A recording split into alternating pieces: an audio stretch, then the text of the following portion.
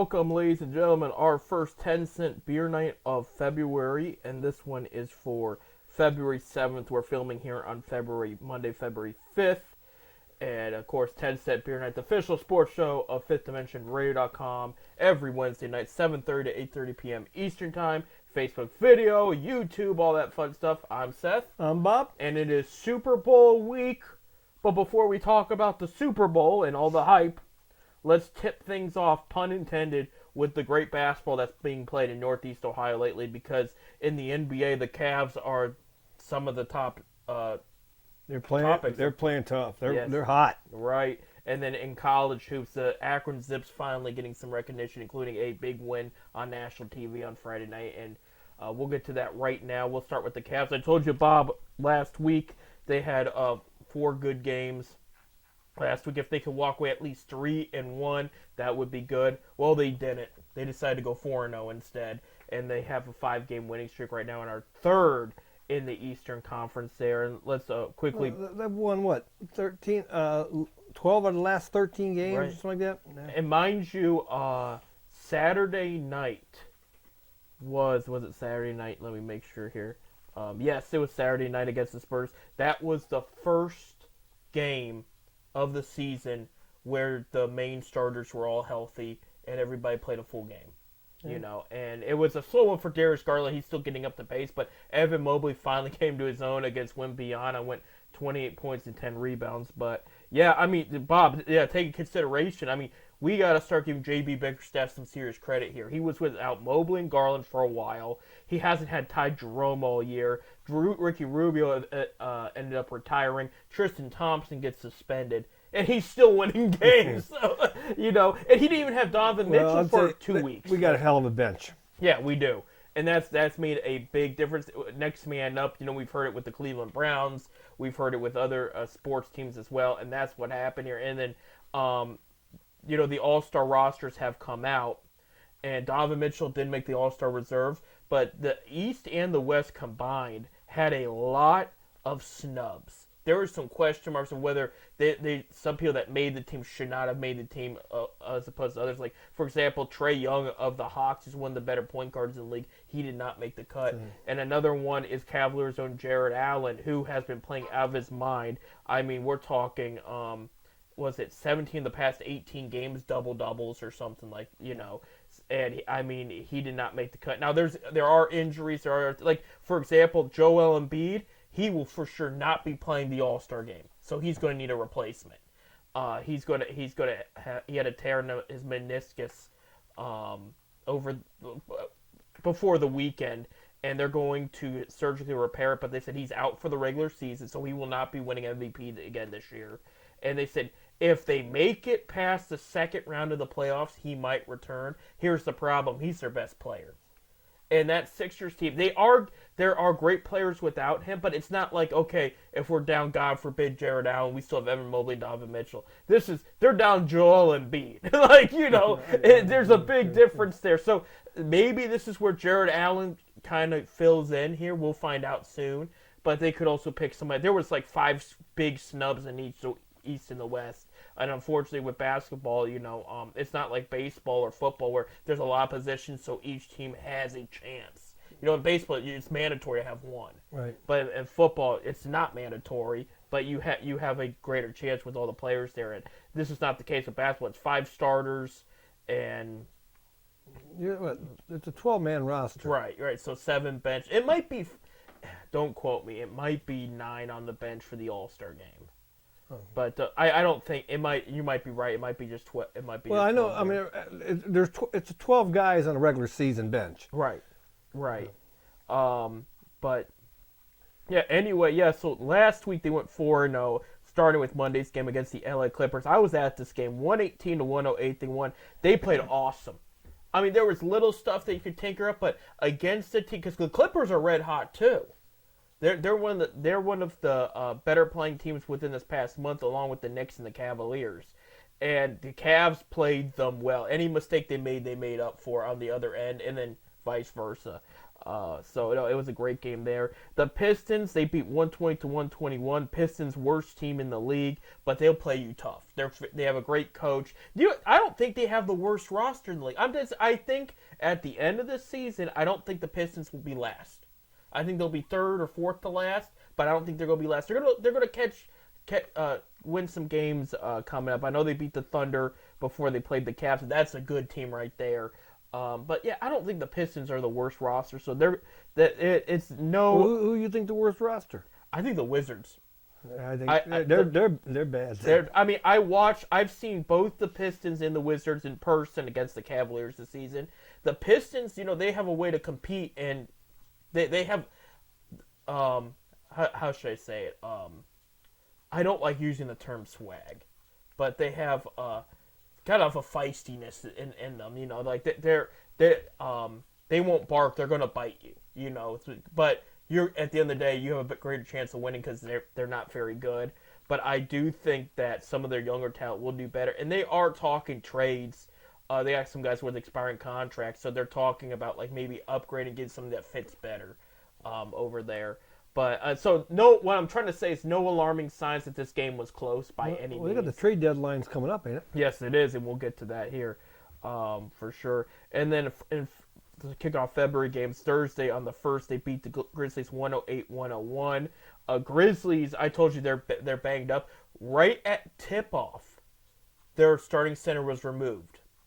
Because he was traded to Houston. So they were down. Steven Adams was traded to Houston because you're talking about the trade deadline. That was one of the bigger deals. And they got Victor Oladipo and a couple second-round picks back, which is not a bad trade for the Grizzlies because, again, Marcus Smart's banged up. You're not going to draw Morant back. So this is where Oladipo, a good scoring guard, comes in and tries to help soften the blow there. But it costed you Steven Adams, who is their main starter under the basket. Well, not anymore. But yeah, so they against Jared Allen, and actually Mobley sat that game because it was back to back, and they didn't want to. He already played the game before, so they didn't want to push him. But against Jared Allen, that was not a good matchup for them. So Cavs ended up winning that game, and then they beat the Spurs 117-101. They were up by 25, I think, at that point, maybe even 30. At a point in that game. By the early fourth, when the fourth quarter tipped off, the majority of Spurs fans had already left. So it was, it's been a rough year for the Spurs, but the Spurs kept it close in Cleveland, and so Cavs have officially swept them. But Cleveland came down, and they beat them up. So which they needed to do because Spurs, they are a bottom 5 team. And they're a team, they have good pieces. It's getting there. But I knew people were jumping when Victor Wembanyama got drafted there. They thought, okay, this team's already a low-seed playoff team. And I said, no, they have so many more holes in their roster. Like, this guy's great, but you got to give him more help. They gave David Vessel that big contract. And he's done all right this season. You have Keldon Johnson now off the bench. They've been trying that more instead of starting him. He's one of their better scorers. But this team needs a lot more. It's a good young team, but I just don't know if Greg Popovich is going to stick around long enough to for that era of Spurs basketball. But no, Cavaliers know how that feels. They were there a few years ago. They were there a few years ago. Yeah, but no longer the case. So tonight, and you'll know the result by the time you hear this show on Wednesday, but Monday night against the Kings in Cleveland. This is a big one because the Kings beat the Cavs up last time in Sacramento. The Kings are a good team. Let me get that for you. Kings right now are 5th in the Western Conference, 29-19. Mike Brown's still doing a good job over there, and they just have a great roster. So that's just something to look for, to be prepared for as the winning streak is in jeopardy against the Kings because you are playing. But they also did beat the Clippers last week, who are better. So it's they're playing well. The Cavs are playing well. Right. Wednesday, they got a full slate of games again. It's 4 games just like last week. Wednesday, they're going to be in D.C. against the Wizards. They should win that one. Thursday, they're in Brooklyn against the Nets. They should win that one too, but it's going to be a little tough. Nets play them tough. Nets usually play them good. Yeah, and Nets are a good team. They really, I see them at least in the play-in. I think they'll be definitely in the playoff conversation when we get to end of April, early May there. But Nets have a good. I mean, when they traded away their stars last year, they did it right. They got guys that budding stars now, draft picks to get other pieces too. I mean, they played. They could not have done better with those trades. I think they got a good crew right there. So that one is going to be a test. And then Saturday at the Raptors. Raptors have blown up the roster since they played the Cavs last. The Cavs should be able to win this one. I know when they did the trade with the Knicks, the very first game those guys were eligible, they played the Cavs and beat them. But since then, they've made even more moves and got rid of more players. So this is a game the Cavs should now be able to win. So there you go. So there's your 4 games. One home game is against the Kings, but the rest Eastern Conference with Wizards, Nets, and Raptors this week. In your standings, I had mentioned that the Cavs are third. So you got Celtics in first, Bucks in second, Cavs in third, Knicks in fourth. Cavs and Knicks have been going up and down between the third and fourth spot, which if the Cavs could stay at the third spot, they would play the 6th seed in the playoffs, okay? But the Knicks and Cavs... We don't want the Knicks. Right. Well, part of me wants to because I think we're better this year, so if we could get revenge, It just seems like Knicks has our number. Right. Now, this year's been kind of different. Last year, you were right.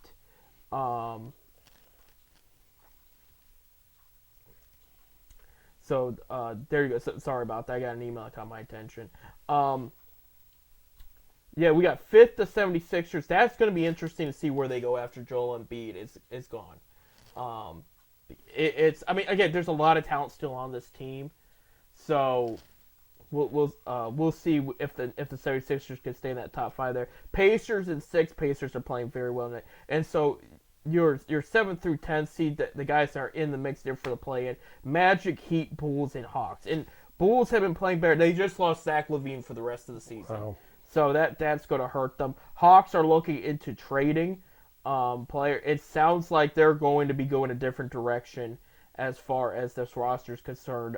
It just has not worked out with the guys that got. I mean, the one guy was DeJounte Murray, who's one of the better players in the league, but he only produces so much. And that was the guy the Cavs originally wanted over Donovan Mitchell because they thought it was a little bit more realistic and they would have to give up less, and they weren't sure if they had enough of it. They weren't sure if Mitchell was available as much as the league was saying at the time. Thankfully, Murray gets traded to the Hawks. Cavs go like, okay, we got to readjust here. And then they threw a big deal at Utah for Mitchell, and it works out. But originally, they were thinking DeJounte Murray. They had those conversations there.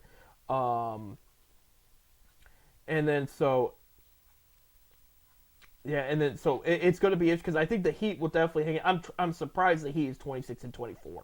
I'm not surprised about the Magic, but the Bulls and Hawks. I mean, I think I'm looking ahead. I think the Nets will eventually creep their way up there from those teams, but you're going to see the Eastern Conference is going to be a little mixed up there. So, real quick for the West, you got the Thunder and Timberwolves tied for first, the Clippers in third, the Nuggets in fourth, the Kings in fifth, and the Suns in sixth. And they were your 7th through 10th seeds. Pelicans, Mavericks, Lakers, and Jazz. It is going to be interesting. And Lakers had to recently come out and say over the weekend, LeBron is not going to get traded. There had been rumors the past couple weeks because there's been a lot of frustration. I mean, I'll be honest. We've watched LeBron James for several years.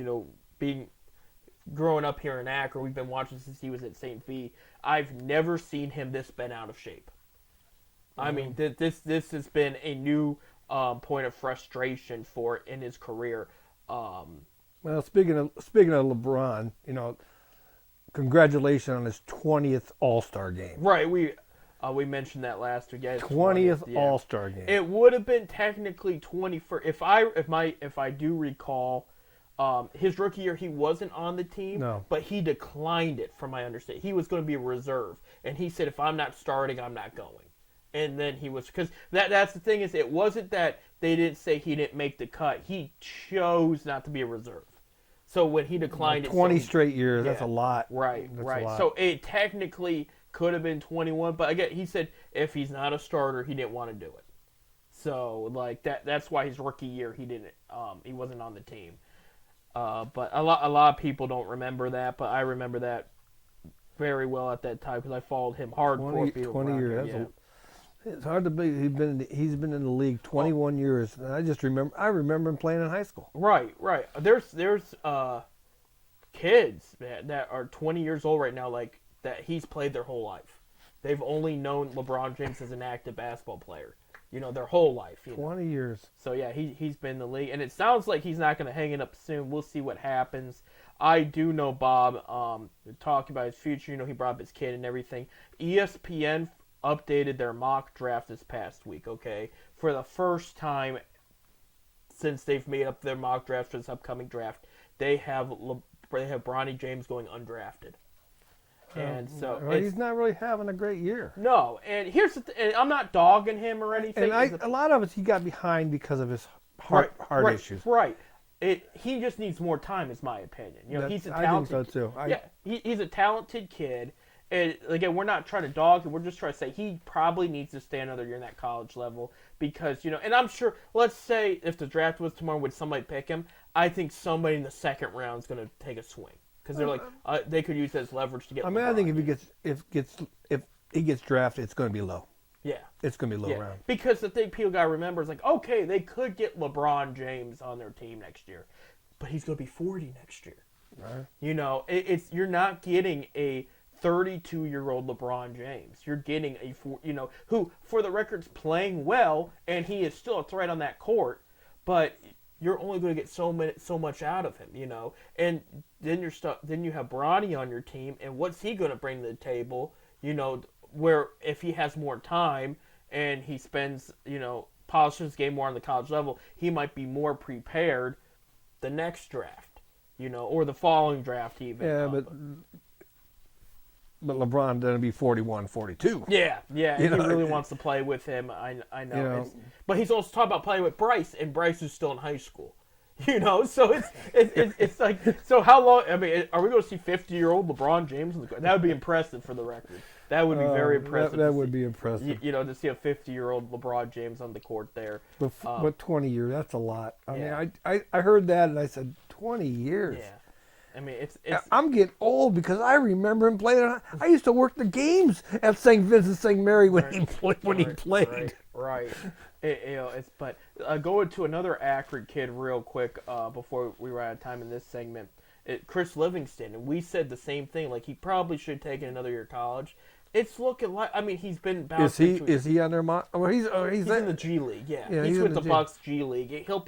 He did play in Cleveland when the Bucks were there and the Cavs blew the Milwaukee out. But that's the thing is he's not getting the playing time. He's got a lot of talent, but it's going to take a minute because I was always against that one and out thing for college anyway. Right.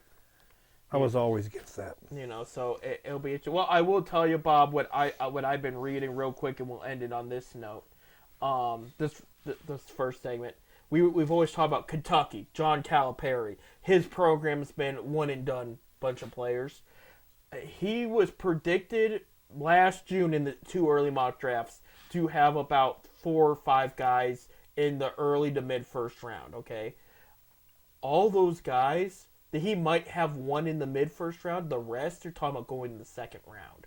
So that program's turning into getting like, instead of the top superstars and renting them out, they're turning out to just getting decent NBA players that get rent out, and he's still not building a program over there. And now, I don't know if you've been paying attention, but Kentucky's lost a little bit of play. I know. Yeah. That's why I'm if I was a head coach at a college team, a college basketball team, I'm not going after that superstar that's going to be with me 1 year. I want to build a program. I want guys who are going to be there at least a couple years. Right. And that's why I'm against this one and out. You want to win? Yeah, you're going to win. Right. But I'm a one and out. I want to build a program, and I can't build it. I keep bringing one and out players in all the time. Right. You can't do it. Right. I completely agree with you. We got to take a break. When we come back, we are going to talk some college hoops. Zips making an impression on the NCAA right now. They just got to keep it going. So stay tuned.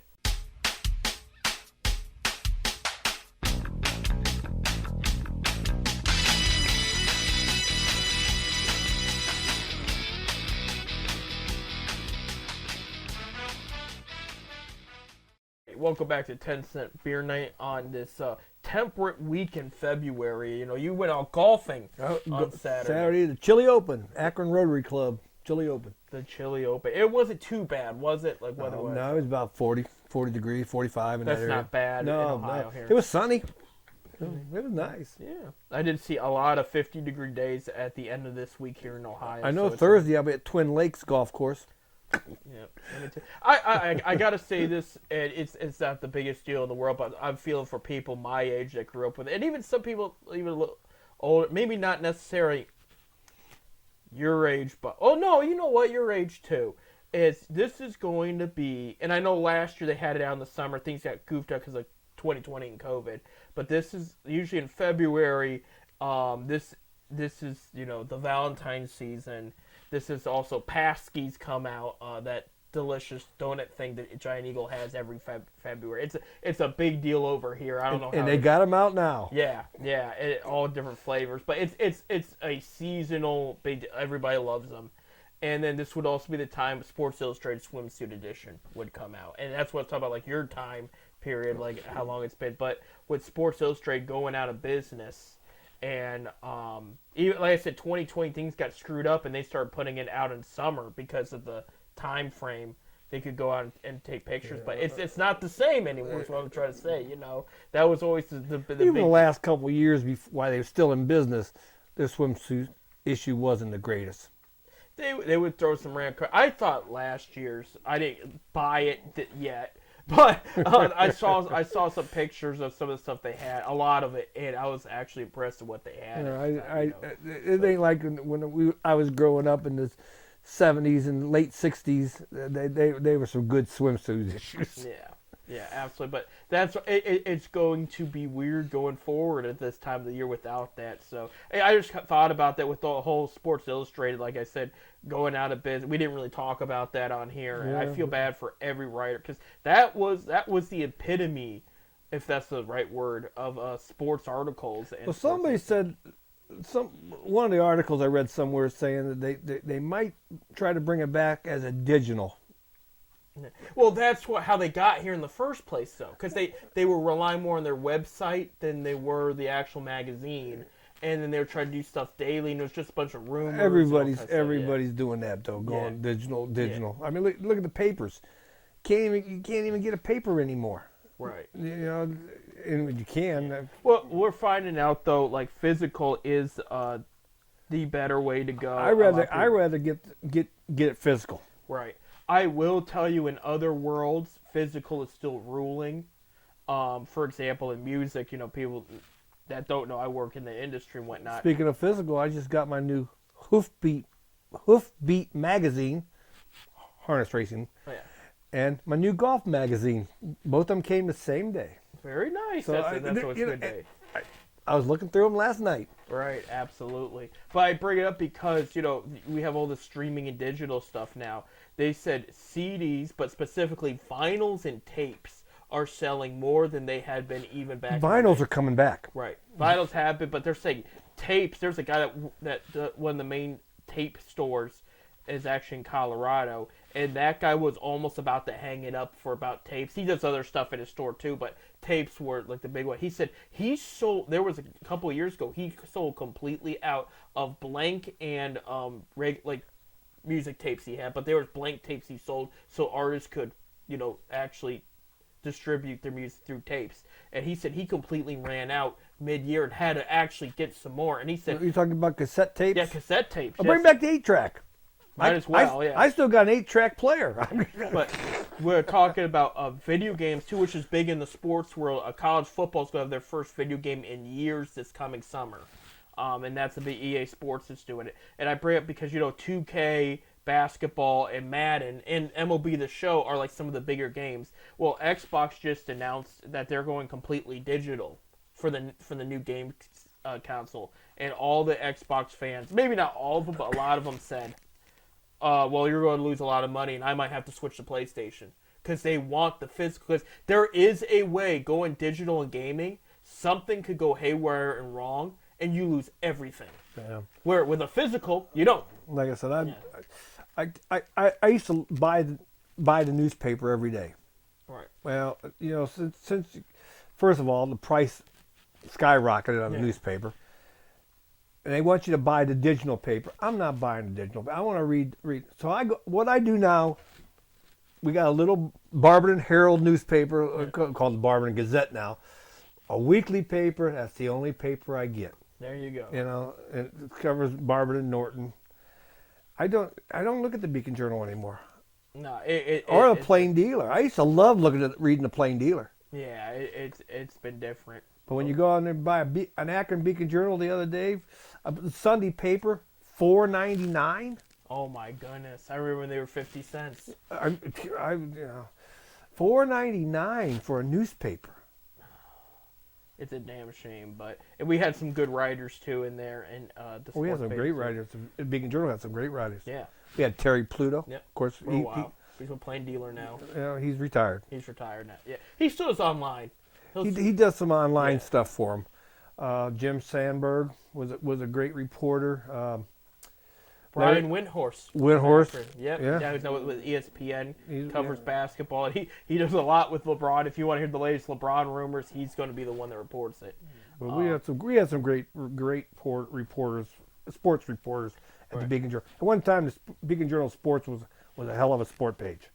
Right. It was. I remember back in its heyday too when I started reading a little bit of the paper, getting into sports information and all that. But yeah, we really feel for not just necessarily the swim students, but anybody in Sports Illustrated. I mean, that was the big job back in the day, and it's probably a big deal to all these guys now, and it's not going to be there like it was. You know, it might still be back, but I would say turning the page to a more positive thing, but going to Ohio State men's basketball has not been positive. No, Four straight losses. They went 0-2 last week, of course, losing the number 14 Illinois 75-87. That wasn't horrible, but they lost also to Iowa in Iowa 77-79.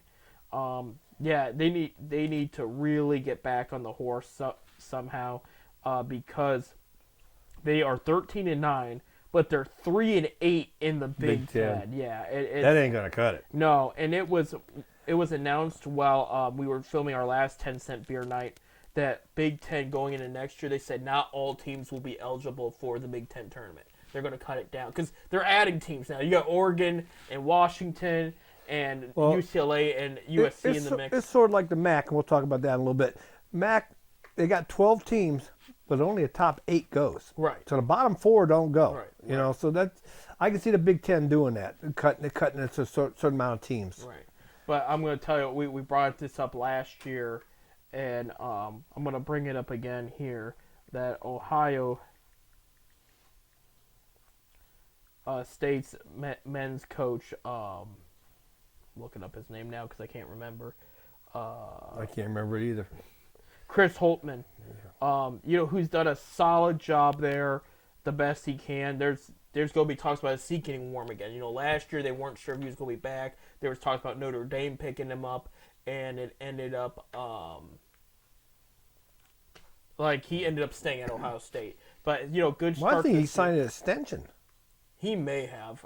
But it's things are just not looking really good right now. And this is a team me and you saw play West Virginia and play well, mind you. But it's just not. But West Virginia, it's not in the Big Ten. I know, and Big Ten's tough in basketball. So for Ohio State this week on Tuesday, and you'll know the result by the time you hear this, they will be in Columbus playing Indiana, and then on Saturday they will be in Columbus playing Maryland. So we'll see how that goes against Indiana. They lost 65-71 on January 6th, and then I don't think they have not played Maryland yet. But yeah, so they've already played Indiana and lost, so this is going to be revenge time for Ohio State there. On a more positive view, Akron. The Zips. The Zips. The Zips, absolutely. Got back in the winning side of things last week. Last Tuesday, they beat Eastern Michigan at Eastern Michigan 77-46. It was a beatdown. Akron making it known. And then me and you were at Friday's game, in Akron. ESPN2 Beat Toledo. beat Toledo 77-70. And one of the few games I think we could say the first half was better than the second half. You know, because you always say they're a second half team. They usually play better the second half. Right. And the second half, they got to a slow start. Then they started hitting shots, and then they had some inbound problems late in that game. That was kind of a bad luck there that they need to get fixed up. But that inbound, they need to work on that. Right, but they're solely in first place right now. They're 17-5 overall, 9-1 in the MAC. Just played good. By the way, Toledo's only their second loss in the MAC. Their other loss was against Central Michigan, who also is 8-2 in the MAC now. They play them Tuesday night. Yes, they do. At Akron. Yep. So that's like Bob said, Tuesday night. So you'll know the result by the time you hear this. Will be at Akron. And then Saturday. And by the way, guess who picked this up? ESPN2 at James Madison. James Madison is 20-3. Right. They're 8-2 in their conference. They're in the Sun Belt Conference. They're 8-2, and they're third place. So right. So they're playing very well right now. So but again, though, ESPN2 has just now this will be the third meeting history between the two schools. They're 1-1 total. There you go. Akron beat them in 2003. I want to say it's 71-70. So it was close. And then Akron lost to them at James Madison in 2002. It was like 80-79. There was 1 point between both games. Yeah, it's going to be a good one for sure. They're 1-1 total. This will be a good hypothetical big dance matchup for Akron. Just like a team that is probably going to be there, and just a good matchup for them to have. Of course, Akron still got to win the MAC tournament and all that stuff because the MAC doesn't get a second look. Well, that's the reason why the MAC's this year's playing different conferences. All the teams in the MAC Saturday played the Southwest Sun Belt Conference is what it is. Everybody is playing them. They're doing and earlier they played a Big East conference with St. Bonaventure. Yeah. They're doing that because hopefully we can get an at-large bid if they don't win the tournament. Right. But so they're playing in different conferences. Right. See how they do it. Which now. I agree and I like it. Yeah, I like it too. And of course, we lost to St. Bonaventure by 1. Right. We were there. That was a bad game too. Yeah. They did not play up to par. If they would have played like they've been playing recently, they would have won that game. They need to beat James Madison. James Madison. I went over, looked before I came here today. The majors put their poll up. James Madison's 13th, Akron's 15th in the mid-major poll. There you go. Yeah, so it's close. It's going to be a close, good game. So, and that's ESPN2 on Saturday, 5 o'clock. There you go. Yep. 5 o'clock. 6 o'clock. No, I thought it seemed 5 o'clock. Is it 6 o'clock there? It says 6 o'clock according to my CBS app. There. According to James Madison's website, it was 5 o'clock. Maybe pre-game's 5 o'clock is what we're thinking there, but maybe. But go back to the Toledo game. Great game for both Enrique Freeman and then Ali. Enrique Freeman, 20 points, 14 rebounds, 4 assists too. Ali had 26 points, and then he hit the 1,000 mark for his career. That's the total for Akron and Butler for Ali there. But overall, they're getting looks. National TV's picking them up. I mean, my only question... When was the last time you remember them being on ESPN2 or U? Consistently. They're always on ESPN Plus. Of course, the entire MAC's on ESPN. Right. Well, usually the last Akron-Kent game, no matter where it's at, before the tournament, ESPN picks up for ESPN2 or something. And do you remember the last time that Akron... It seemed like they always played the last game of the season. Right. Well, this year, it's on February 22nd. They got 3 games after Kent State. They got 4 games after Kent Well, State. I'm just saying, but usually it's the last game of the season. They play the last game of the season. I think it used to be they played the first MAC game of the year and the last MAC game of the year. But for some reason, they're not, I don't know. Things changed. Right. They are still on a Saturday, I do see, which usually it's a Friday. So it's a Saturday, and it says TBA for time. That's for television. Right. I told ESPN2 might pick that one up, too. They usually do, but... I don't know. Kent's having a rough year. I think... my only question is, let's say they can win out this week. Do they get at least a ranking look? Think about it, like, because they've been here before years ago. They're playing really two good teams this week. Right. They can beat them both. I don't see why they couldn't at least get one. 25, 24, 23. I don't see why like they don't get a look. Of course, you know. it's a Mid-America school. Last time I remember a team being ranked was Toledo last year, and I think they was 25th. Right. Well, they were near the end of the Dambrot era. They did get a 24th rank for a while, and they were like that for 3-4 games, and then they did lose, and it bumped them back down. Yeah. I do remember Buffalo getting a rank, and then Akron beating them, and it was like 24th. I mean, it just seems like right. The MAC don't get no recognition, right. And the MAC can beat anybody at any time. Right. Well, we're gonna look this week. This is a big week for Akron on the schedule, because looking ahead, that you got very few weeks with. I think Akron Central Michigan beat Akron once, didn't they? I don't think they've played them yet. No, they have not played them yet. They haven't played them yet? No. I thought they played them earlier. It was like the start of the season. No, they didn't. You might be thinking of. I'm looking here at my notes. No, they have not played them yet. And they only, oh my gosh, yeah, this is interesting. They only play them once this week. That's it.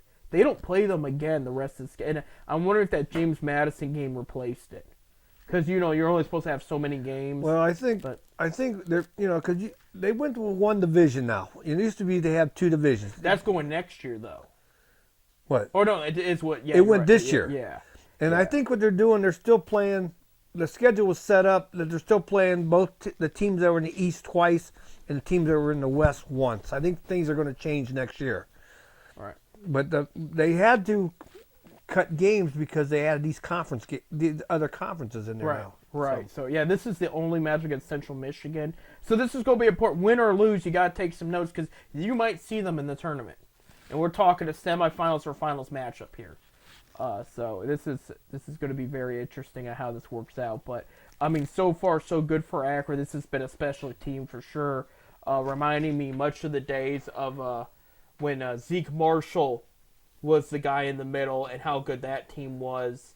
Even going back to the Drew Joyce, Romeo Travis years. I mean, this team is up there. This is a very special team. And yeah, I am going more recent because remember Zip's program kind of dipped for a while there. Until Dambrot came back, and then Gross came in and just continued the success there. So like all our better Zip teams have been more recent. I know when they were Division II, they went further in the tournament and whatnot. Right. And then you had some teams there in the 70s that did very well. We look at the banner down at the jar. Yeah. You see the runner-up in Division II, Final Four Division II. You see the banners all hanging up. Of course, it went to Division I, and I want to see a banner up there that says second round. We got a lot of first rounders up there, but no second rounders. I want to see in Division I. Right, absolutely. I want to see that. Well, we got to take a break, Bob. When we come back, it's finally that time where me and Bob will make our Super Bowl prediction. We'll talk a little baseball, and then just more. We do have plenty of stuff to talk about in the last hour, so stay tuned.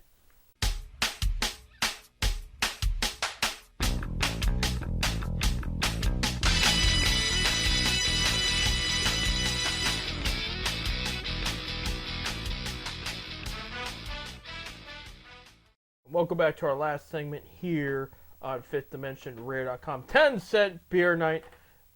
Bob, you ready for baseball? I'm ready for baseball. Spring training is exactly a week away. It's a week away. A week away from today, the pitchers and catchers will be reporting to spring training.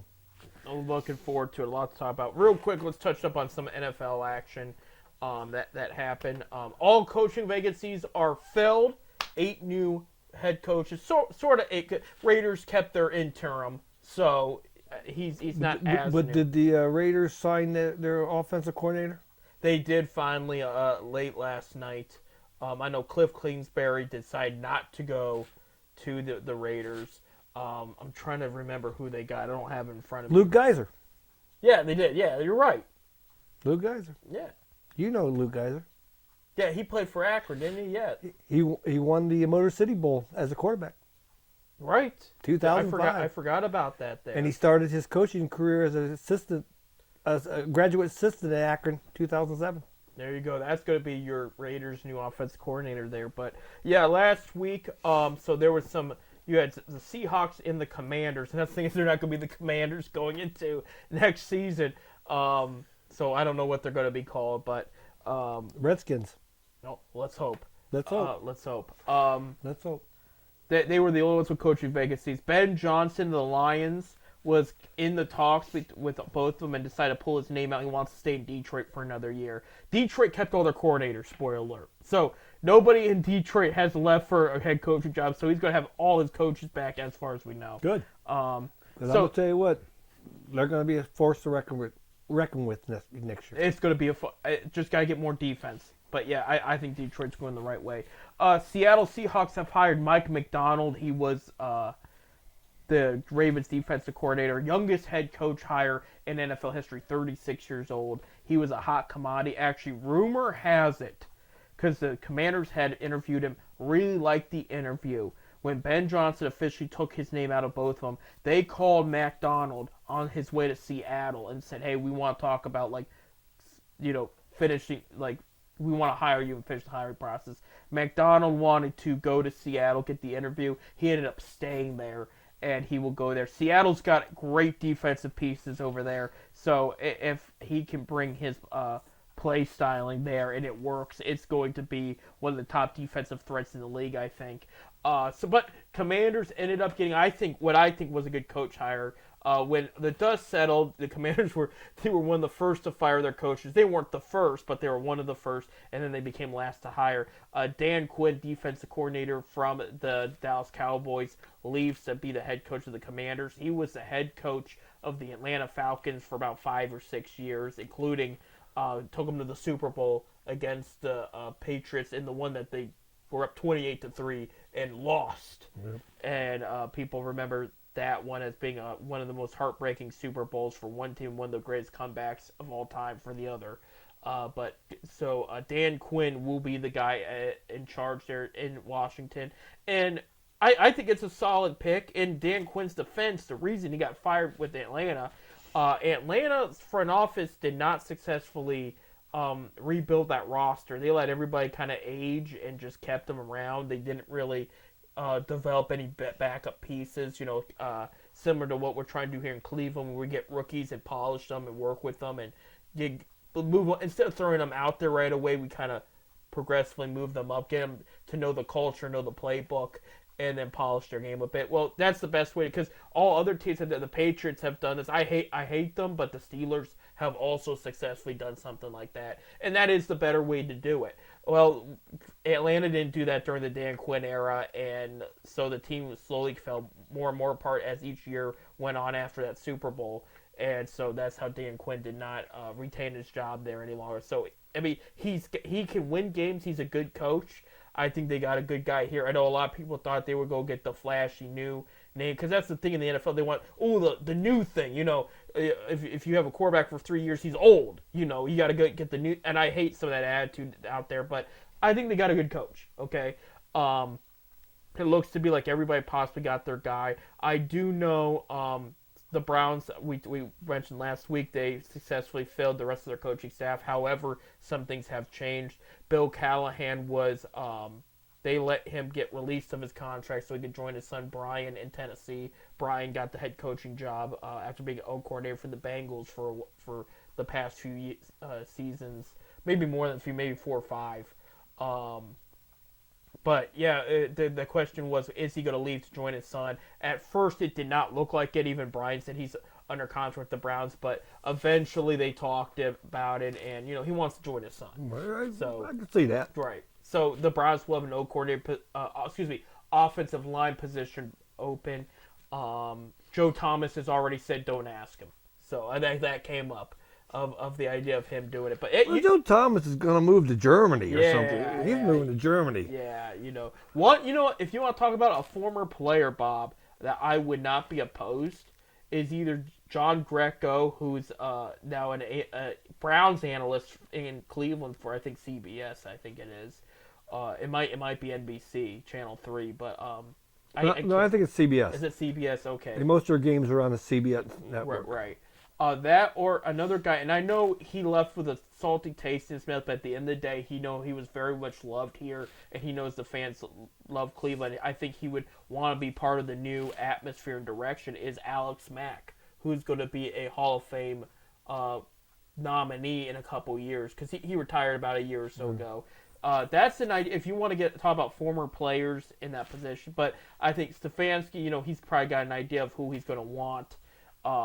And they're going to make the best decision possible there. But they do have a position player, a coaching position open now because of that move. So we'll know more later as far as that's concerned. But that's where we are with the NFL right now. Yeah, I heard that when they said that the Raiders got their offensive coordinator was Luke Geis. I said, I know that name. Right. And then of course, the Zips won the Eastern Division that year. Geis was the quarterback, and then I looked it up, and that was the year they won the Motor City Bowl, beat Right. Northern Illinois. Was it Moorhead the old coordinator that year? Moorhead was the old coordinator, and Burkhardt was the coach. Yep, and Burkhardt's back. He's back. He's the wide receiver coach now. Yeah. So it's all coming full circle now. So looking very forward to that there. Real quick before we're going to eventually talk Super Bowl. We got to talk some baseball. You mentioned spring training's a week away. We're still getting some big moves and signings happening in the world, including in the MLB world. Including one that was huge, Bob. We had talked about how fun it was watching the Baltimore Orioles last year. They trade for Corbin Burns, ace of the Brewers, now ace of the Baltimore Orioles. And what's even interesting is even after that trade, they trade away 2 big prospects and then a draft pick. They're still the top minor league team right now in the league with prospect wise. It's very impressive. But yeah, I mean the Orioles took a big swing just recently. Corbin Burns is going to be on the mound for them with already a solid rotation. Yeah, they're good. They're a good young team. They're a young team. It's looking up for Baltimore, but it's nice to see a team like that make a big swing. And it was just a couple of years ago they lost 100 games. Right. Just a couple of years ago. Right. And then last year they was right in a run. Right. Well, last year they won the East. Yeah, right? But 2 years ago, you're talking 21. They lost 100 games. 100 games. 22. All of a sudden, things started really looking. I think they had a winning record, but they didn't go to the playoffs. And then last year they won the East by the last weekend, the skin of their teeth, if you can remember.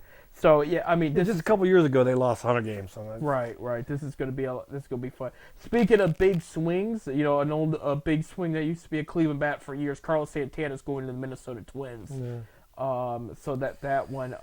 When are we gonna make some moves here in Cleveland? I don't. Somebody. What was it? A Wendy's? Or was it, there was either a fast food restaurant or it was a kids show. There was some very popular mainstream product company. I can't remember. And they randomly rip on people. They randomly brought up the Guardians and said, "Hey Guardians, how's that corner outfield bat situation looking?" Because they haven't done anything, so they randomly got called out by something non-baseball, and just out of the blue, they haven't done nothing. No, they haven't. I did see former Indian Phil Maton signed with the Rays, so that was good. That was good for them. I know the Indians, the Guardians. I'm still saying Indians. Yeah, well, Maton was an Indian in my opinion. But Guardians have. I know they. Of course, we talked about it. Cookie Carrasco's coming. He's coming. They also signed a couple other minor league contracts. Yeah, some pitchers. A first baseman too. Oh, I didn't see that one. Yeah, I'm supposed to had a hell of. Can't remember her name. Well, anyway, he's had a hell of a winter season down in Arizona, hitting real well. But he's a first baseman, but he could also play outfield. God, I can't think of his name. I want to say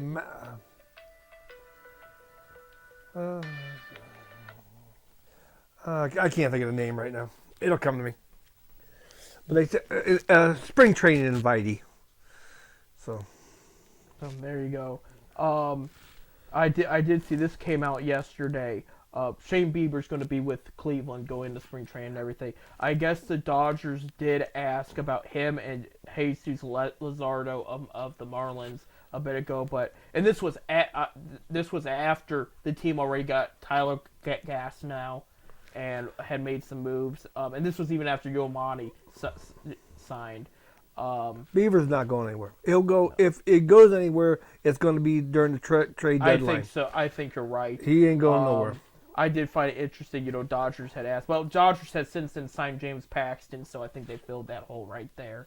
They also traded Caleb Ferguson this morning to the Yankees, but that's also because they signed Ryan Brazier to extended contract. And speaking of extended contract, the big story within this past hour, Bobby Witt Jr., star shortstop of the Royals. He signed an 11-year extension, $288.7 million. So there, I told you about that fad that's going on with the younger players and locking them up long term. That just happened with Kansas City and Bobby there. Hell of a player. Yeah. Hell of a player. Yeah. He's going to be probably a top 5 shortstop soon. Last year alone, 276 average, 30 home runs, 96 RBIs, and 49 stolen bases, and he wasn't all-star. No, he was not. He was not an all-star. He fell short though, because he was in the talks for a minute there. He didn't win a Golden Glove, but he's got a good glove. So this is. No, he's a hell of a player. Yeah, he is. He really is. So, but that's what's been going on there. As far as Cleveland goes, nobody really know. I mean, and I think they're too. I mean, I know Jorge. I can't think of that guy's name. They signed. Yeah. I gotta look it up. Jorge Soler's still a free agent. You have Martinez, thinking of his first name, who was very good for the. I think he went back to the Diamondbacks actually.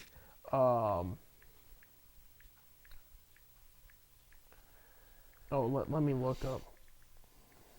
Yeah, I'm just I can't remember the guy's name. Because this name is slipping me and I don't know why. Martinez. Yeah, J.D. Martinez. J.D. Martinez, yeah. Yeah, he hasn't signed with them yet, but he's in talk with Cleveland. Not J.D.? Yeah, he's right there. He's from the Red Sox. Perfect. Oh, see, it's perfect. No, he's not in talks with them at all. No, he was in talks. It sounded like Arizona was going to talk to him. See, the perfect fit for the designated hitter role for Cleveland. He would be. But him and Soler are still free agents. I know JD was rumored to talk to Arizona. There's still a place for him at the Dodgers if you want to play more field, because Shohei's he's going to be ready, but he's going to be mainly designated hitter, especially with his throwing arm and it needing surgery for pitching. Yeah, so there's still options there. I don't see them doing it. I think they've already would have done it by now if they wanted to. All right, here it is. Carlos Carrasco. These are the non-Vites or non-signees. Vites contract. Carlos Carrasco, Anthony Gross, left-handed pitcher, and here's the guy I'm talking about that tore up the Winter League. Kyle Manzardo. Is he the one that got out of the Savali trade though? Yeah. Okay, yeah, he's yeah. They didn't sign. I mean, they had him since last year. Yeah, he's one of the top first base prospects. Yeah. I seen that this morning. Yeah, that's one guy they're really banking on doing well. I guess a lot of people are really how should I say yeah, these are not intrigued with spring right spring. Intrigued with his talent. Well, he's like I said, they said he had a hell of a Winter League.